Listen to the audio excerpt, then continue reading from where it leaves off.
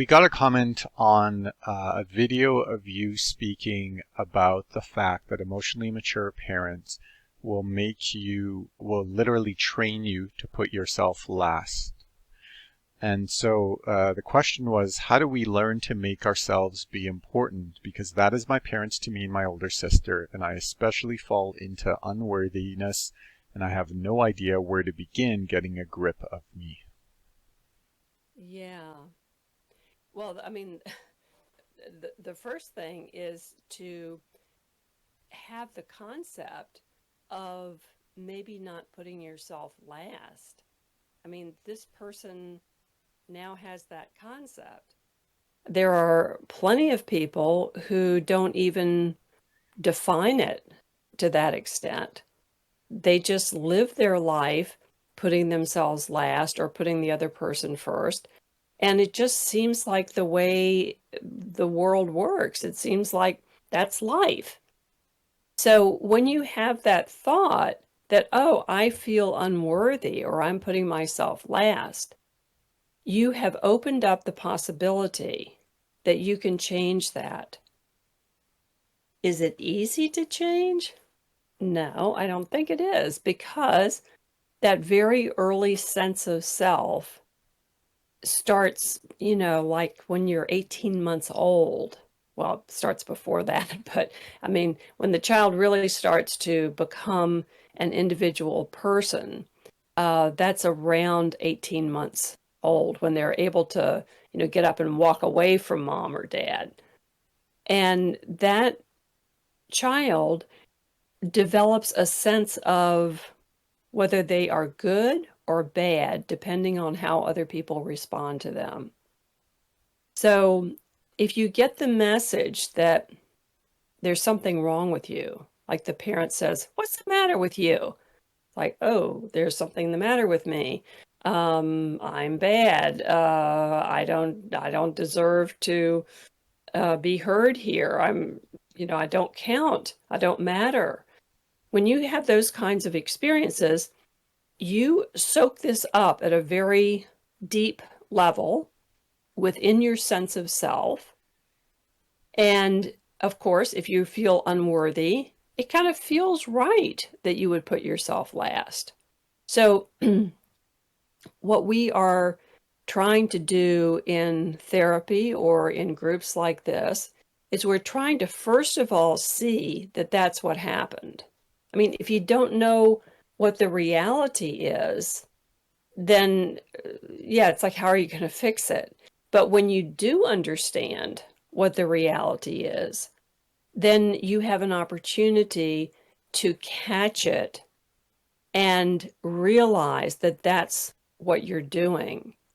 Now, in very deep psychotherapy, we can go back to these kind of nodal memories where that sense of unworthiness and that sort of that fate narrative of I should come last because I'm unworthy. We can go back and we can look at where that started and what put that into place. And we can start to question it. Like we always thought that the earth was flat. Well, it looks that way. But then we get information that gradually begins to shift that, because it's like it can't be a flat earth and then we see this globe floating in outer space. It's got to be one or the other. Well, you can do that same process with aspects of yourself. You know how you can, I don't know if you ever used to do this when you were a kid, um, but have you ever taken a word and just repeated it until the sound of it just didn't seem to have any meaning anymore? Now, maybe this was my weird child game because I loved words, uh, but it's true that when you repeat something and repeat it and keep your focus on it, after a while, the emotional charge to it kind of begins to break loose. I mean, it begins to seem, uh, kind of um, weird, or it seems less believable when you keep presenting it to yourself in a way that you have to ultimately get this reaction of, is that true? You know, am I unworthy? Am I a person who doesn't count? Do I think that I should always come last? Do I think this person should come first? When you begin to ask those questions and feel the feelings that come up with that, you are now ripe for a fundamental seismic shift in the way that you see yourself in the world. Okay? It is very possible to change that sense of unworthiness, but not just by saying, I'm a worthy person, I'm an important person.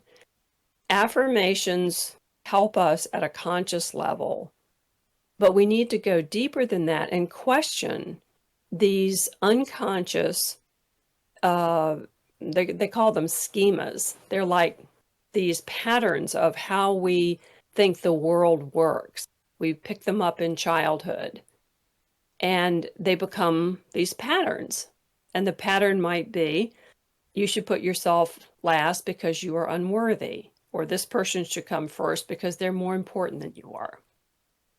Well, if you start saying that to yourself, or whatever other, true statement you come up, true air quotes, statement you come up with about yourself, and you put that down on a piece of paper and you read it out loud to yourself every morning and every evening for 2 weeks, you will set up a situation in your brain where your brain is going to question it. It's going to think about it. It's not going to become such an automatic thought. So the idea is not that we start out by denying it and saying, I am too a worthy person, or I do too deserve to come first sometimes.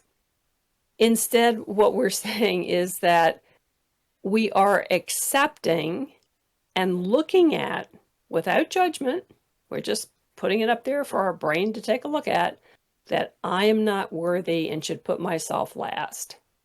We confront our brain with this underlying unconscious truth, air quotes, that we've been living by. And then we let our brain take care of the rest of it. Because hearing that out loud in a belief sort of voice twice a day for 2 weeks makes the brain begin to go, I don't know about that. I don't think so. It begins to change the assumption. But see, we're doing it by completely accepting the unconscious assumption, which is where we should begin, because it's in there. We learned it. It became our reality. We've got to start with where we left off, which was that underlying belief, and accept that, and then present it to the brain over and over again, just like saying that word to the point of it sounding like nonsense, and then letting a shift happen. Now, later, you may also find yourself reasoning out where your behavior comes from. Like you might say, gee, I wonder why I said yes to that when I really didn't want to. What was up with that? Now I'm stuck with this thing I don't want to do. So you can go back and you can ask yourself, what pattern, what old pattern did I just fall into? And you can see maybe where that old unworthiness or that old sense of being the person who should come last, you might see how that got in there. And that gives you a place to stand. It gives you a place to say, well, I know I used to believe that. I know I got triggered into believing that again in this situation. But now I think I can think about it more objectively. And let me think about what I'm going to do now, which allows you to then treat yourself like you do matter, to put yourself first, to maybe correct the thing that felt bad to you, all because you understand where this stuff comes from. So you're both trying to correct it mentally by catching it, by noticing when you are acting that out, and then deciding consciously to change that. But you can also confront it and accept it at its most basic level, and then let your mind reach a conclusion about whether or not you think that's true. And anybody who does that, I think, has a really hard time getting to the point where they would say, yes, I've really decided that I am an unworthy person. Because it really doesn't make any sense. You're only an unworthy person if you think you are, or somebody else thought you were. It is strictly a matter of opinion. And you can wrestle with that and accept that that is what you learned deep in your bones, but it's not the way that you're going to stay. Even if you have to go back and correct yourself when you fall into that kind of behavior again. But the more you accept and just wonder about why you had to believe that about yourself, the more alien that thought will become, and the easier it will be for you to get free of it. So those are those are my best ideas for how you deal with that, because a lot of people having emotionally immature parents end up feeling that way because that's how they're treated. So these are the methods that I've found that really seem to work best for people for the deepest possible change.